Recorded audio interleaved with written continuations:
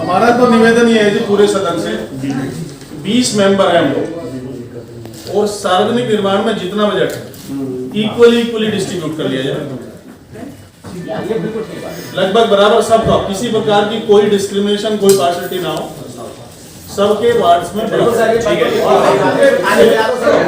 हाँ, एक मेरा सबमिशन था, मैंने पिछली मीटिंग में भी रखा था, ग्रामीण क्षेत्रों में छोटी छोटी दुकानें हैं, उन पे आगे से कोई टैक्सेशन ना हो, कम से कम जब से हम लोग मेंबर बने अध्यक्ष जी, आगे किसी को कोई टैक्स का नोटिस ना मिले, किसी पे नहीं जाएगा। जो टैक्स का मालूम जो मालूम टैक्स जिन पर लाइबिलिटी बनती है उन पे तो जाएगा, लेकिन छोटी दुकानदार पर नहीं, आगे से ना हो।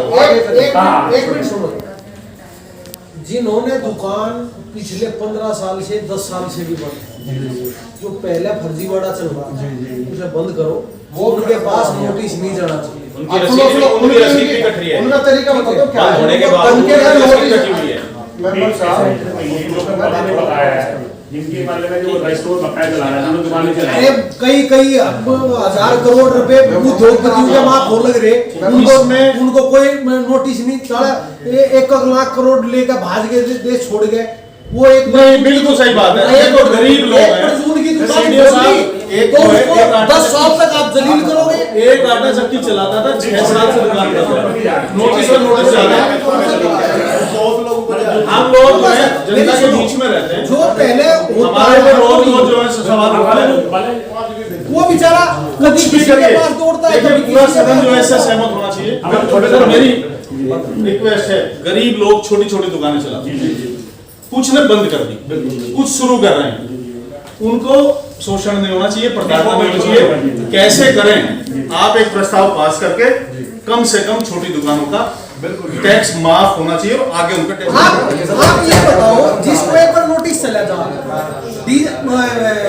लोगों के पास, उसके पास व्हीकल है, उसके पास नहीं, आज बागपत तक आने जाने के लिए 100 रुपए खर्च करता है वो गरीब आदमी। एक निर्धारित करो आज भाई इन चीज पे नोटिस नहीं जाएगा। छोटी दुकानों पर नहीं बैठेंगे, वरना तो जियो तो शासन गजट से निर्धारण है टैक्स। और एक बात और है कि नोटिस उनको कभी रिसीव नहीं हुआ, मेरा ये बार रिकवरी नोटिस है। मेरा एक अनुरोध है कि जैसे इस साल के टैक्स पास हो रहा है, सारे सदस्यों को अगर अपने अपने क्षेत्र के टैक्स की वो ले लें, तो उसमें किसी का गलत लग रहा, पहले कैसे डाल तो एक बार चढ़ गया था, वो सूची अगर ब्लॉक अपने का संबंधित गांव के आप बोल रहे, अब से पहले तो नहीं आप बोल रहे हैं, आप लोगों के बीच में ऐसा रुकवा दिया तो इस साल में तो चढ़ जाएगा सर, फिर कोई लीगल कार्रवाई पे रहता है। अभी टैक्स लगने जा रहा है, वो आप देख लीजिएगा ना। भाई साहब, मैं क्या लग रहा हूँ कि देश खोखला हो गया, लोग ले आगे ये 200 रुपए इन पर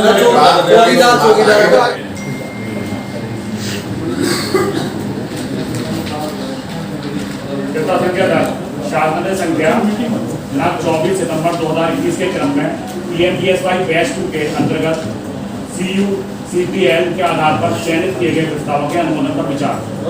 ये आरटीजा हो गई साहब, जरा बताएंगे इसके बारे में। इनके वो पास होना है,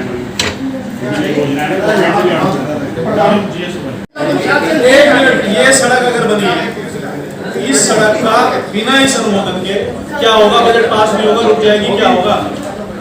ये तो पूर्व में ही अनुमोदन होकर जा चुका है।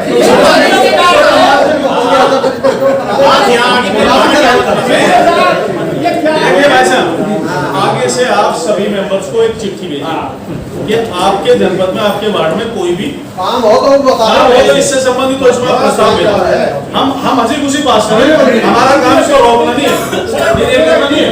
आप मेंबर साहब सुनो, हम सब बैठे जनता के काम के लिए बैठे, और जितना ज्यादा काम इस स्थान में भी हम हड़ल पैदा नहीं करना चाहते, पर हमसे पूछो तो सही।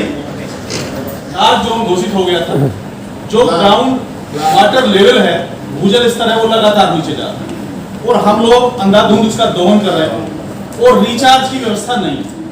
एंशिएंट टाइम से जो हमारे तालाब थे, पोन्ड्स थे, वो रिचार्ज का काम करते थे, जितना पानी हम जमीन से निकालते थे वो तालाब के थ्रू जमीन में वापस आ जाता था। ये कई सौ साल पुराने तालाब हैं, और इन तालाबों में सिल्ट जमने की वजह से इनकी जल को शोषण करने की, सोखने की शक्ति समाप्त हो गई है। आज मैं इस सदन के माध्यम से ये प्रस्ताव रखना चाहता हूँ अध्यक्ष जी के सामने कि कम से कम जिला पंचायत जल प्रबंधन समिति के माध्यम से या किसी भी तरह से एक व्यापक योजना पूरे जनपद की बनाए कि किस प्रकार से ये डीप डिगिंग हो और कम से कम वाटर रिचार्ज दोबारा होने लगे। और इसी में सर में एक गांव है बाछोड़, हमारे यहाँ गांव है बाछोड़, छोटा गांव है, तालाब के चारों ओर बसा हो, उसका तालाब छिछला हो चुका है, पानी को सोखने की क्षमता खत्म हो गई है और जितना पानी जाता है वो चारों तरफ लोगों घरों में घुस जाता है, बीमारियां फैल रही हैं। सर मेरी मतलब इस सदन से आज के अध्यक्षा जी से सीडीओ साहब आपसे गुजारिश है कि इसका निस्तारण प्राथमिकता के आधार पर बजट आवंटित करके किया जाए। बहुत बहुत धन्यवाद, ये मेरा प्रस्ताव है।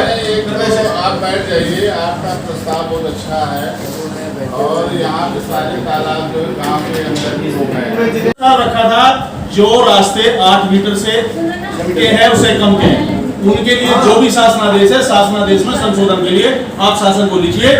देखिए खेतों में चौड़े रास्ते हैं, क्या करेगा किसान? सर चौड़े रास्ते क्यों होंगे खेत में?